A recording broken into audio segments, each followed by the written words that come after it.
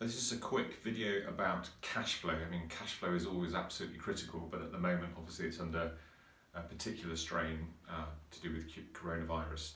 So on business cash flow, the best thing you can do, I mean, not always anyway, but particularly during this time, is to put together a robust cash flow forecast and be realistic about that cash flow. So perhaps when it's business income, only book in that cash flow, that spreadsheet, cash that you're very confident is going to come in. And then look at your costs and see if there's anything you can do to cut those costs. I mean, there are various government schemes around at the moment. There's the furlough scheme, there's a video about that.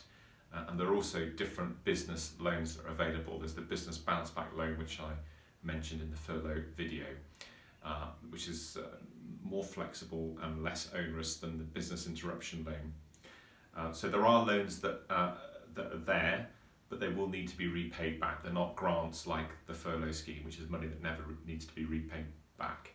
So if you are going to use those loans, put them in the cash flow forecasts, but be realistic about how that's going to be repaid. Which many businesses are finding at the moment, if the business income is reduced to the extent that it's not able to pay for your personal outgoings, then look at a cash flow forecast for your personal outgoings. Look to see whether there are any costs that you can cut, which we're all, everybody's doing at the moment. Big costs for people are quite often mortgages. There are some very good mortgage deals. I had a client recently that's re-mortgaged their house.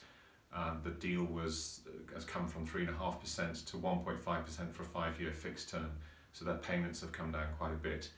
Again, if you've got personal debt such as credit cards, which are very high cost, might be the time to look at consolidating that to a more affordable plan so you can bring down your monthly outgoing costs, or indeed maybe borrowing more on the mortgage, which is much cheaper, and rolling that expensive credit card debt onto a much cheaper mortgage of say 1.5%, just as the example.